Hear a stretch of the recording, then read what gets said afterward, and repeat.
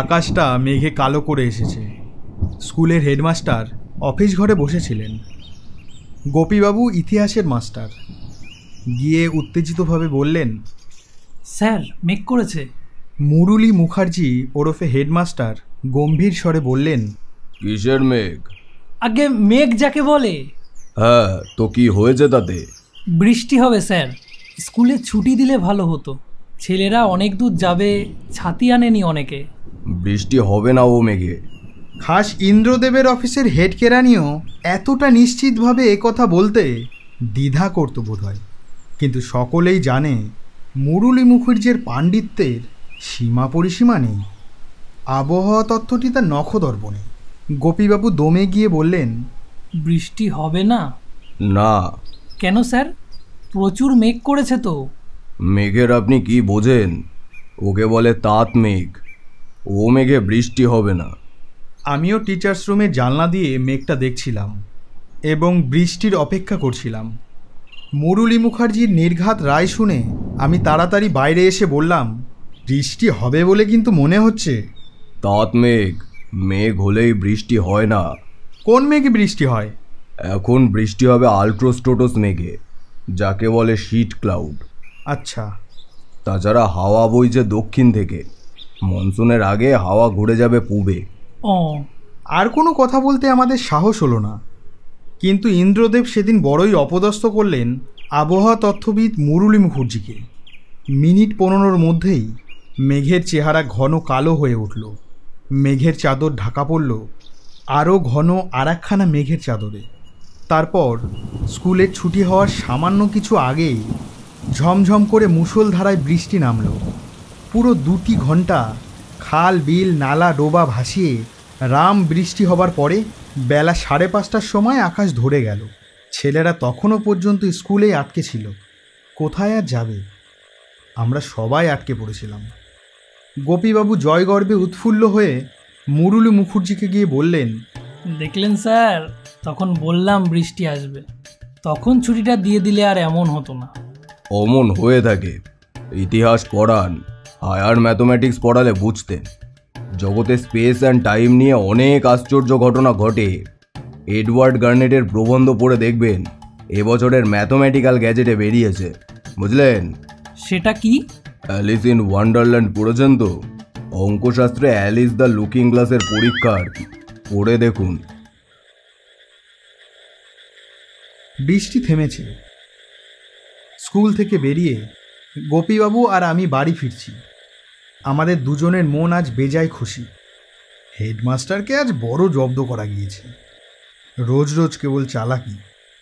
এমন সময় ভৈরব চক্রবর্তীর বাড়ির দাওয়ায় দেখি ভৈরব চক্রবর্তী দাঁড়িয়ে।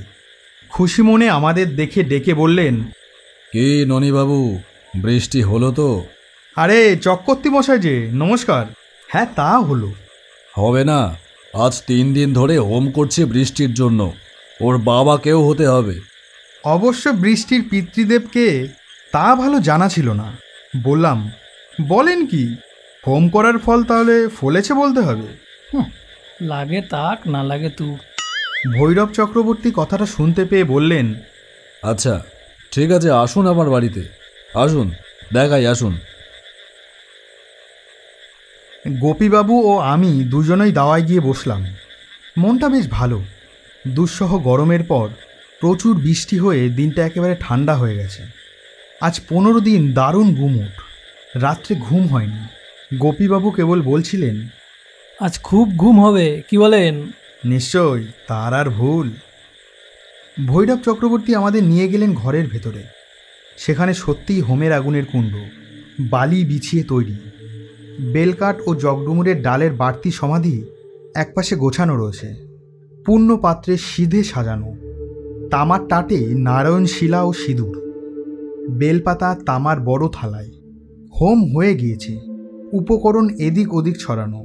ভৈরব চক্রবর্তী বললেন, দেখলেন তো মাস্টার মশাই, হোম করার ফল আছে কিনা দেখলেন? আপনি অলৌকিক কিছুতে বিশ্বাস করেন? নিশ্চয়ই, নিজের চোখে দেখা। কত যে অপদেবতার কাণ্ড দেখেছি পঞ্চমুণ্ডীর আসনে জপ করবার সময়। বলুন না কয়েকটা ঘটনা। না, সেসব বলবো না, থাকবে। কিন্তু আজ 1 বছরও হয়নি এক অলৌকিক কাণ্ড দেখেছিলাম আমার এক যজমানের বাড়িতে। সেটাই বলি বরং। আহ, একটু চা করতে বলি। এমন সময় আবার কালো মেঘ করে বৃষ্টি শুরু হলো। অন্ধকার হয়ে এলো চারিদিক।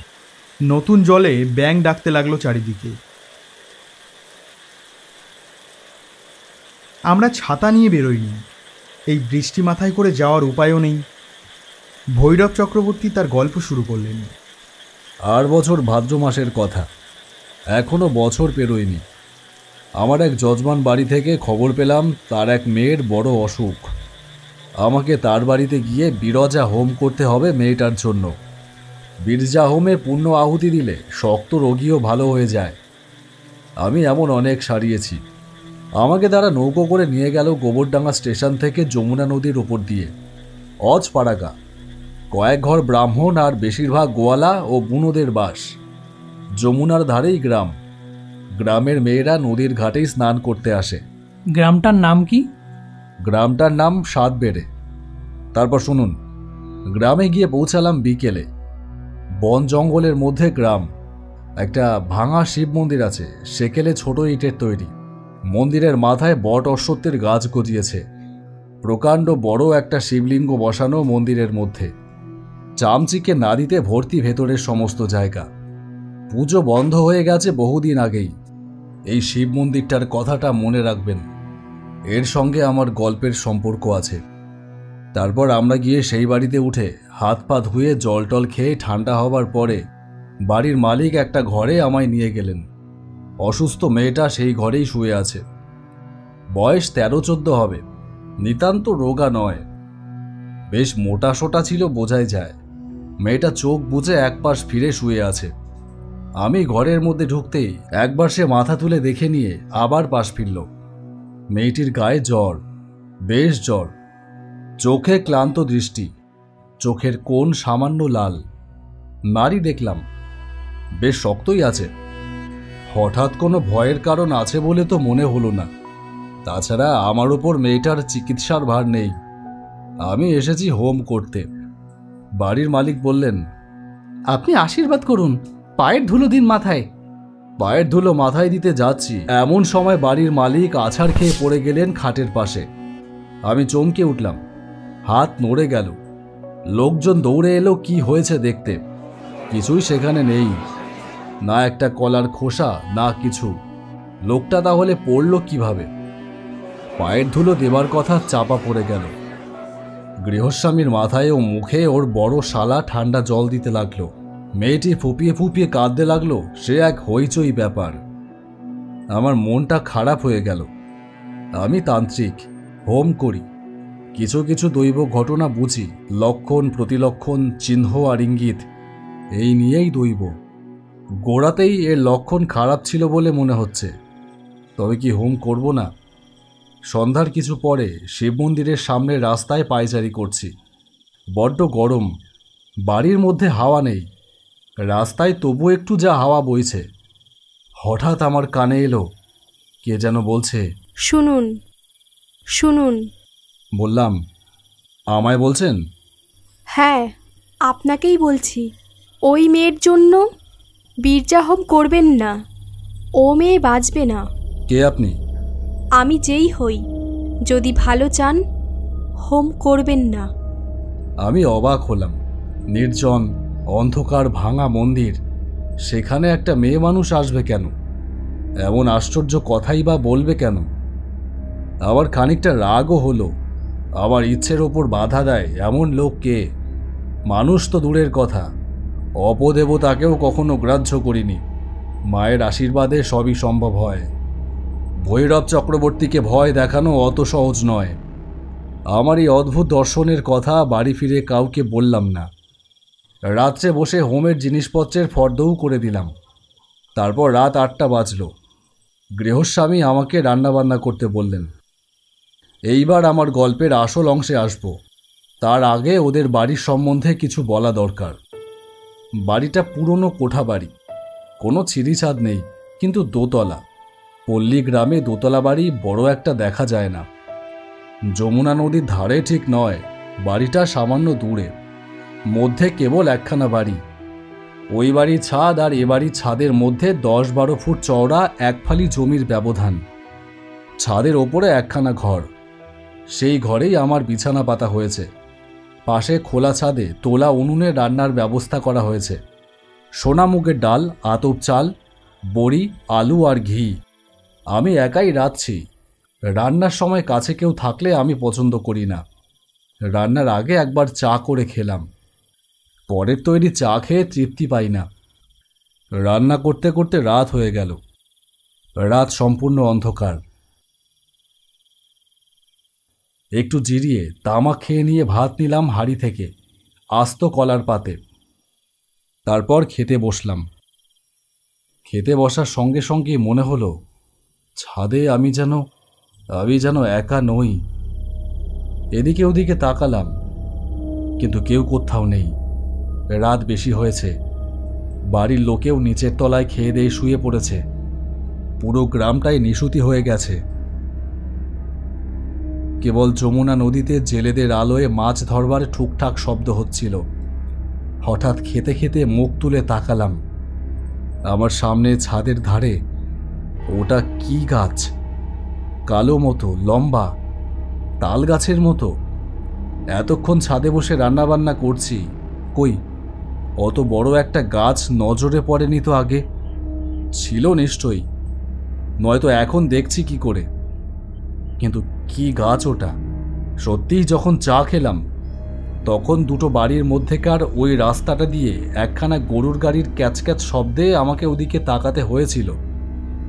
কই তখন তো অত বড় তাল গাছ তখন তো দেখিনি।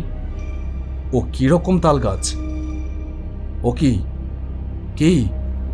আমি ততক্ষণে বিভীষিকা দেখে ভাত ফেলে লাফিয়ে উঠে পড়েছি। তাল গাছ নয়। এখনো ভাবলে এই দেখুন গায়ে কাটা দিয়েছে। যদিও আমার নাম ভৈরব চক্রবর্তী, তান্ত্রিক। পিছনের ছাদের কার্নিশে দাঁড়িয়ে এক বিরাট আকার অসুর কিংবা দৈত্যের মতন মূর্তি। তার অত বড় হাত পা সেই মাপে, মাথাটা ঢাকাই জ্বালার মতো, চোখ দুটো আগুনের ভাটার মতো রাঙা। আগুন ঠিকরে পড়ছে যেন। আমার দিকে তাকিয়ে আছে অসুরটা, যেন আমাকে জ্বালিয়ে ভস্ম করে ফেলবে। বিরাট মূর্তি, তাল গাছের মতোই লম্বা, অনেক উঁচুতে তার মাথাটা। নিচু চোখে সেটা আমার দিকে তাকিয়ে আছে। ভালো করে তাকিয়ে দেখলাম, দুবার চা খেয়েই কি এমন হলো? না, ওই তো বিরাট তাল শাল নারকেল গাছের মতো ঠ্যাঙা বেখাপ্পা অপদেবতার মূর্তি বিরাজ করছে সামনে জমাট অন্ধকারের মতো। এইবার ভালো করে দেখে মনে হলো পেছনের ছাদে সেটা দাঁড়িয়ে নয়, কোথাও দাঁড়িয়ে নেই, দুই বাড়ির মাঝের ফাঁকটাতে দাঁড়িয়ে আছে বলা যায়। কারণ ওই জীবের নাভিদেশ থেকে ওপর পর্যন্ত আমার সামনে, তার নিচেকার অঙ্গ প্রত্যঙ্গ আমার দৃষ্টিরেখার আড়ালে। এই বর্ণনা করতে যতটা সময় লাগলো অতটা সময় লাগেনি আমার বার কয়েক জীবটাকে দেখতে। আমি বলতে পারি অন্য কেউ ওই বিকট অপদেবতার মূর্তি অন্ধকারে নির্জন ছাদে গভীর রাতে দেখলে আর তাকে গোলার ধানের ভাত খেতে হতো না পরের দিন। আমি অপদেবতা দেখেছি। পঞ্চমুণ্ডির আসনে বসলে জপের শেষের দিকে ভয় দেখাতো, কিন্তু সে যে এই ধরনের বিকট ও বিরাট ব্যাপার নয়। ভয় পেয়ে গেলাম, ঠকঠক করে কাঁপতে লাগলাম। চোখে অন্ধকার দেখে পড়ে যাই আর কি, পড়লেই হয়ে যেত। দুর্বল মানুষই মরে ওদের হাতে, মন সবল হলে ওরাই পালায়। নিজেকে তক্ষুনি সামলে নিলাম, তারা মন্ত্র জপ করতে শুরু করলাম জোরে জোরে। সেই দিকে তাকিয়ে মন্ত্র জপ করতে করতে ক্রমে মূর্তি মিলিয়ে গেল অন্ধকারে। মূর্তিটা আমার সামনে সব শুদ্ধ দাঁড়িয়েছিল। 1 থেকে 30 গুনতে যতটা সময় নেয় ততটা, এর খুব বেশি হবে না কখনো। সেটা মিলিয়ে যেতে আর একবার চোখ রগড়ালাম, কিছুই নেই। বিশ্বাস করুন, প্রায় সঙ্গে সঙ্গে নিচের তলা থেকে কান্নাকাটি উঠল। রোগী মেয়েটা মারা গিয়েছে। তখনই এই ব্যাপারের ব্যাখ্যা দিতে আমি রাজি নই। যা ঘটেছিল অবিকল তাই বললাম আপনাদের কাছে। বিশ্বাস করুন বা না করুন।